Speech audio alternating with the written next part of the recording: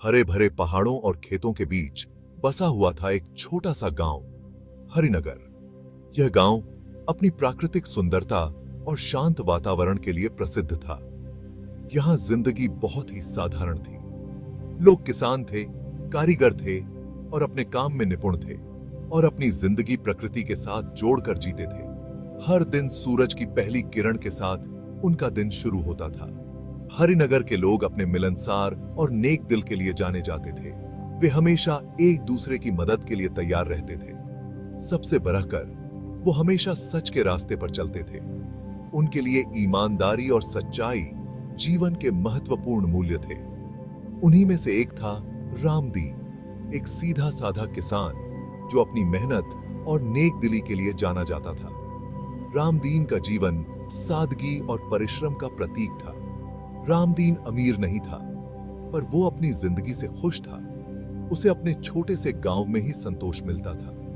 उसे छोटी छोटी चीजों में खुशी मिल जाती थी, जैसे चेहरे पर पड़ती धूप की गर्माहट, अपने बच्चों की हंसी और परिवार के साथ बिताए गए सुखद पल, और दिन भर की मेहनत के बाद मिलने वाली संतुष्टि। हर दिन के अंत में वह अपने काम से संतुष्ट और खुश महसूस करता था। एक दिन जब गर्मी बहुत तेज थी, रामदीन अपने खेत में हल चला रहा था। सूरज की तपिश से पसीना बह रहा था, लेकिन वह मेहनत से पीछे नहीं हट रहा था।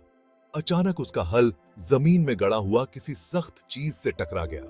रामदीन ने सोचा कि शायद कोई पत्थर होगा। मिट्टी हटाने पर उसे एक पुराना लकड़ी का संदूक दिखाई दिया। संदूक देखकर उसकी उत्सुकता और बढ़ गई। उत्सुकतावश उसने उस भारी संदूक को बाहर निकाला।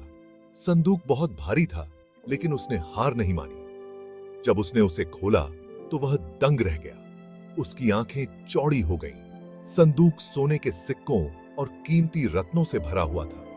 यह एक खजाना था जिसकी उसने कभी कल्पना भी नहीं की थी। इतना धन उसने कभी सपने में भी नहीं सोचा था।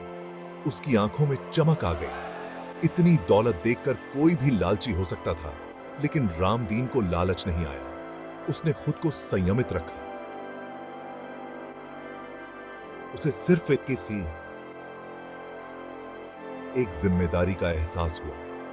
उसने सोचा कि इस धन का सही उपयोग कैसे किया जाए।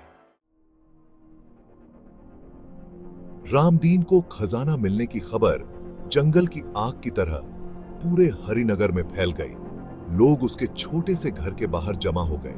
उनके चेहरों पर हैरानी और थोड़ी ईर्ष्या थी। कुछ लोग कानाफूसी करने लगे कि रामदीन को यह खजाना रख लेना चाहिए, ये उसकी ईमानदारी का इनाम है। लेकिन रामदीन इन बातों में नहीं आया। वो जानता था कि यह खजाना उसका नहीं है, ये रखना सही नहीं होगा। उसने गांव के मुखिया बुद्धिमान महेश से सलाह लेने का फैसला किया। महेश अपनी समझदारी और ईमानदारी के लिए जाने जाते थे।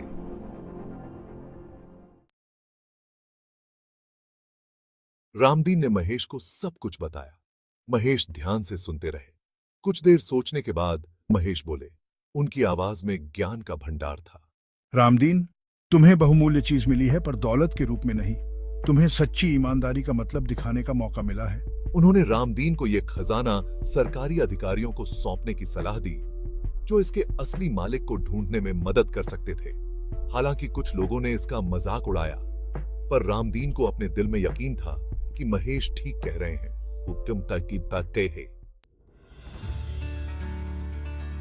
अगली सुबह कुछ गांव वालों के साथ रामदीन जिला कार्यालय पहुंचा। गांव वालों के चेहरों पर उम्मीद और चिंता दोनों झलक रही थी। उन्होंने अधिकारियों को संदूक सौंप दिया, जिसमें गांव का भविष्य छिपा था। रामदीन की ईमानदारी की बात कलेक्टर साहब तक पहुंची, जो अपनी निष्पक्षता और न्यायप्रियता के लिए जाने जाते थे। कलेक्टर साहब ने तुरंत इस मामले को गंभीरता से लिया और जांच शुरू करने का आदेश दिया। रामदीन की सच्चाई और निष्ठा से वो बहुत प्रभावित हुए और उन्होंने उसकी सराहना की। कलेक्टर साहब ने खजाने के असली मालिक को खोजने के लिए जांच शुरू कर दी। उन्होंने अपने सबसे भरोसेमंद अधिकारियों को इस काम में लगाया।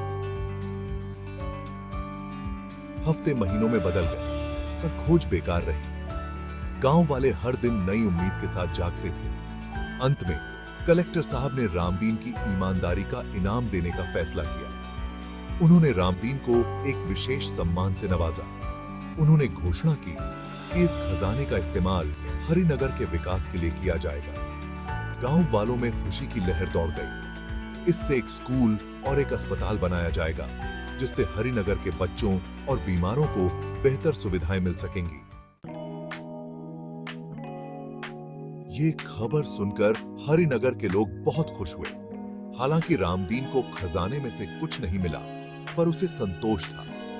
उसे उससे भी कीमती कुछ हासिल हुआ था, अपने लोगों का सम्मान और प्रशंसा।